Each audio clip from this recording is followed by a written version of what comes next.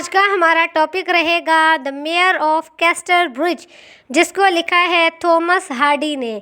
The mayor of castor bridge को Thomas Hardy ने 1884 से 1885 के बीच में लिखा था।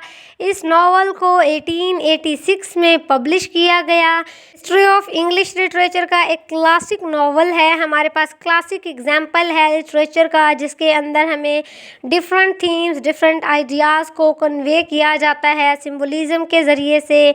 स्टोरी रिवॉल्व करती है माइकल हेंचर्ड नामी एक आदमी के गिर्द। A man who sales his wife and daughter at a market place in castor bridge while drunk. एक आदमी जो कि अपनी बीवी और अपनी नन्ही सी बेटी को बेच देता है एक मार्केट प्लेस जो कैस्टर ब्रिज में है, जब वो नशे में धुत होता है। ठीक है, वो अपनी बीवी और बच्ची को बेच देता है and later rises to become the town's mayor before his past catches up with him.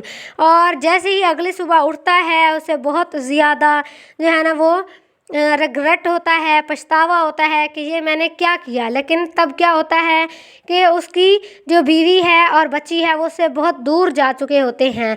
फिर वहाँ पर वो अपने आप से ये वादा करता है कि वो 21 साल तक अल्कोहल को दोबारा हाथ नहीं लगाएगा। फिर वो उसी जो कैस्टर ब्रिज है वहाँ का देखते ही देखते मेयर बन जाता है, अमीर बन जाता है। और फिर यकदम से जो 21 साल बाद है वो उसकी ज़िंदगी दोबारा से पलटती है और जो उसका पास्ट है वो दोबारा से उसके सामने आ जाता है, क्योंकि उसकी जो बीवी है और उसकी जो बेटी है वो दोबारा उसके सामने आ जाते हैं। बेसिकली हम आज के टॉपिक में मेयर ऑफ कैस्टर ब्रिज के सिंबलिज्म को डिस्कस करने वाले हैं। वन बाय वन हम इनके सिंबल्स को डिस्कस करते हैं, जिसके ज़रिए से हमें हेंचर्ड की ज़िंदगी के बारे में पता चलता है और उसके साथ जो दूसरे कैरेक्टर्स कहानी में हैं उनके बारे में पता चलेगा। नंबर 1 हमारे पास आता है the skimmington ride. The skimmington ride से क्या मुराद है? It's like a public parade where people mock someone. ये वो पब्लिक परेड होता है जहाँ लोग एक दूसरे का मजाक उड़ाते हैं या किसी के ऊपर तंज करते हैं। In the story, this parade symbolizes Henchard's public shame and downfall in the eyes of the town. इस स्टोरी में जो परेड है वो सिंबलाइज करता है हेंचर्ड के पब्लिक शेम को। किस तरीके से?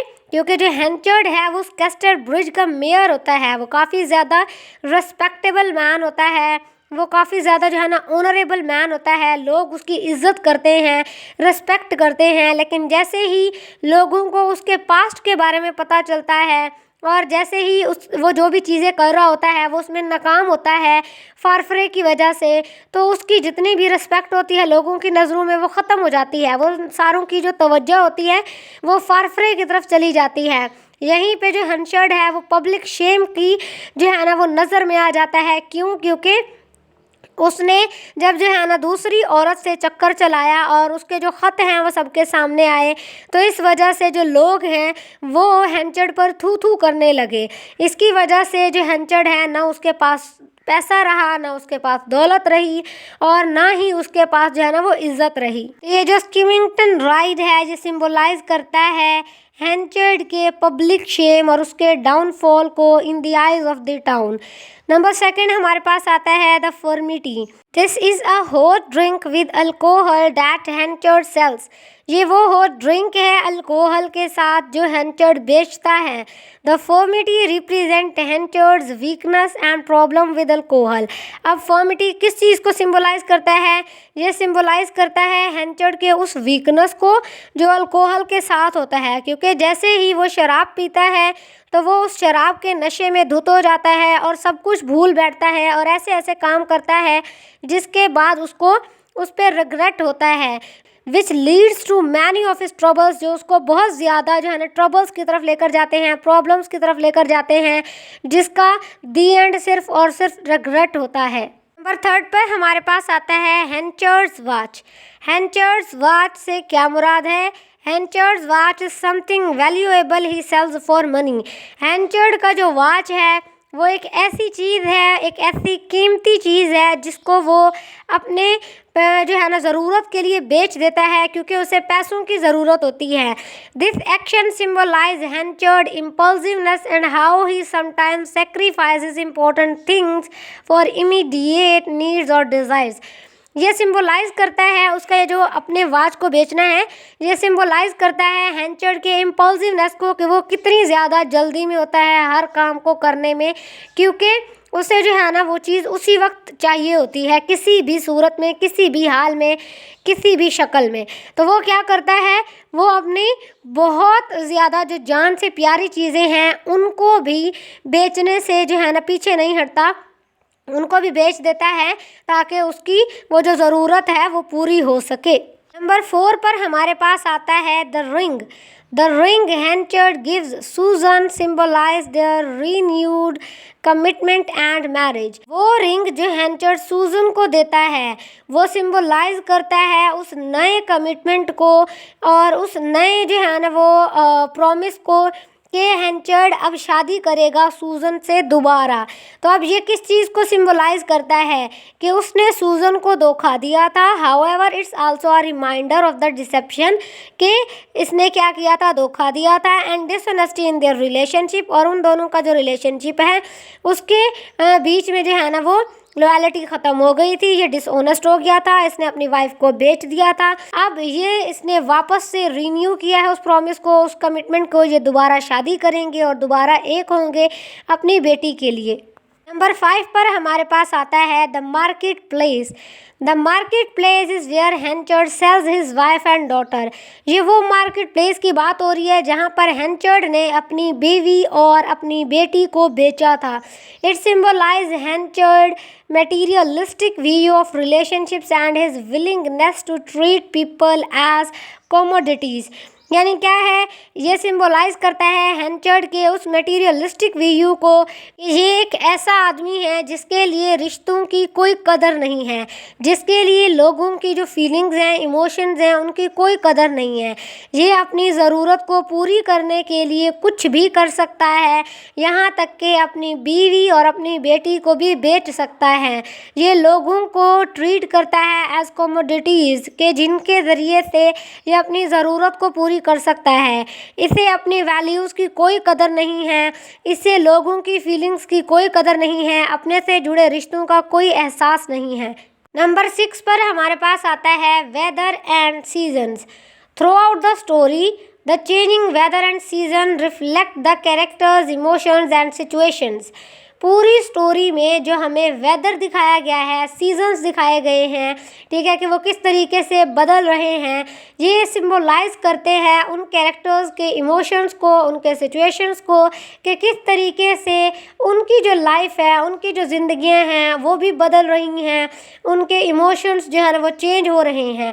For example rain might symbolise sadness और ट्रबल। अब जो रेन है वो सिंबलाइज करता है सैडनेस को, ट्रबल्स को, जो सूजन की ज़िंदगी में आते हैं, जो एलिजाबेथ की ज़िंदगी में आते हैं, जो हैंचर्ड की ज़िंदगी में आते हैं। While sunshine could represent happiness और होप, जबकि जो सनशाइन है, सूरज का जो निकलना है, वो रिप्रेजेंट करता है, सिंबलाइज करता है उस हैप्पीनेस को, उस होप को, कि अब जो है ना थोड़ी बहुत उनकी ज़िंदगी चेंज हो रही है, उनकी ज़िंदगी में खुशियाँ आ रही हैं। नंबर 7 पर हमारे पास आता है the cuckoo clock. The cuckoo clock क्या है? The cuckoo clock that Farfrae gives Elizabeth Jane symbolize Farfrae's kindness and modern approach, contrasting with Henchard's traditional values and past mistakes। अब द कुको क्लॉक जो फारफ्रे Elizabeth जेन यानी कि जो हैंचर्ड की बेटी है उसको देता है, ये सिंबलाइज करता है फारफ्रे के काइंडनेस को, उसके मॉडर्न अप्रोच को, कि वो एक ऐसा इंसान है जो आज़ाद ख्याल है, जो मॉडर्न थॉट्स रखता है, ठीक है, वो हैंचर्ड की तरह नहीं है जो ट्रेडिशनल वैल्यूज़ और जो पास्ट मिस्टेक्स हैं उन्हीं में ही जकड़ा रहता है। ये नया सोचता है, नए सोच का इंसान है, न्यू जनरेशन का आदमी है, जिसके लिए पास्ट मैटर नहीं करता, जो प्रेजेंट में जीता है और प्रेजेंट को बेहतर बनाने समझाने की कोशिश करता है। नंबर 8 पर हमारे पास आता है the Three Mariners Inn. The Three Mariners Inn वो जगह है where many important events in the story take place, जहाँ पर इस कहानी के बहुत बहुत इम्पोर्टेंट जो इवेंट्स हैं वो वाक़ होते हैं। ठीक है, such as Henchard sale of his wife and daughter, जहाँ पर हैंचर्ड अपनी बीवी और अपनी बेटी को बेचता है वो यही जगह होती है। It symbolise the towns gossip culture, ये उस टाउन के गॉसिप कल्चर को सिम्बोलाइज करता है। And how peoples live are intertwined and affected by each others action, और किस तरीके से लोगों की जिंदगियां एक दूसरे से जुड़ती हैं और एक दूसरे के जो एक्शंस हैं उनसे क्या होती हैं, अफेक्ट होती हैं। नंबर 9 पर हमारे पास आता है the river. The river that flows through castor bridge represents the passage of time and the inevitability of change. ये जो रिवर है ये सिंबलाइज करता है कि किस तरीके से हमारी ज़िंदगी फ़्लो के अंदर चलती जा रही है, हमारा वक्त जो है ना वो फ़्लो कर रहा है और हमें पता ही नहीं चल रहा कि हम कहाँ से चले थे कहाँ पहुँच गए हैं। It also symbolise the characters journey and their attempts to navigate life challenges, और ये हमें दिखाता है कि किस तरीके से जो कैरेक्टर्स हैं वो अपनी जर्नी को स्टार्ट करते हैं, उनकी ज़िंदगी में किस तरीके से चेंजेस आती हैं और जो वक्त है ना वो उनके खुशी में उनके लिए रुकता है ना वो उनके दुख में उनके लिए रुकता है। जो ज़िंदगी का पहिया है वो चलता रहता है जैसे कि एक रिवर में पानी बहता है, जैसे एक रिवर फ्लो करता है। नंबर 10 पर हमारे पास आता है Dolnad Farfree's hair. Farfree's hair symbolizes his youthfulness, energy and modern approach to business. अब Farfree's hair जो है ना वो सिम्बोलाइज करते हैं उसके यूथ को, उसके एनर्जी को और उसके उस नए अप्रोच को जो वो बिज़नेस के हवाले से लेकर आता है, जिसकी वजह से हैंचर्ड का बिज़नेस ठप पड़ जाता है।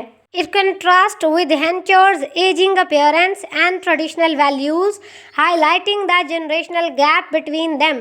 इससे हमें पता चलता है कि फारफ्रे और जो हैंचर्ड है दोनों के दरमियान में एक जनरेशनल गैप है, जिसकी वजह से जो दोनों हैं उन दोनों की बन नहीं पा रही। जो हैंचर्ड है वो उससे जेलिस हो रहा है क्योंकि उसको लगता है कि फारफ्री उसका बिजनेस छीनने आया है। तो इस जनरेशन गैप की वजह से और बढ़ती हुई उम्र की वजह से हैंचर्ड को कुछ भी समझ नहीं आता, वो उन्हीं पुराने तरीक़ों पर चलता है और जो फारफ्रे है वो नए जो जदीद तरीके, मॉडर्न तरीके होते हैं उनको अपनाता है, जिसकी वजह से हैंचर्ड जो है वो पीछे रह जाता है और जो फारफ्रे है उसकी टाउन में सब वाह वाह करते हैं। नंबर 11 पर हमारे पास आता है the Apple tree. The apple tree in Henchard's garden represent his past mistakes and regrets. जो एप्पल ट्री है वो हैंचर्ड के गार्डन में उगता है, जो रिप्रेजेंट करता है उसके पास्ट मिस्टेक्स को, उसके रिग्रेट्स को। He planted it on the spot where he sold his wife and daughter, क्योंकि इसने उसको वहाँ उगाया होता है जहाँ पर, जिस जगह पर इसने अपनी बेटी और जो अपनी बीवी थी उसको बेचा था।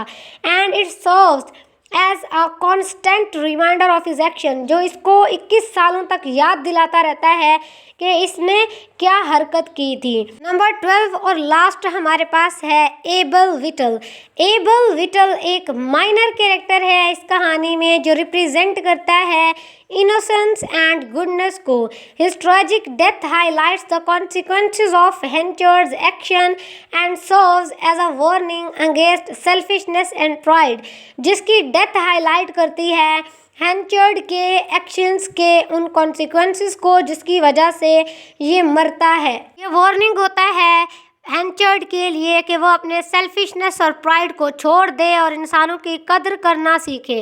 These symbols not only add depth to the story but also provide insights into human nature and society at large.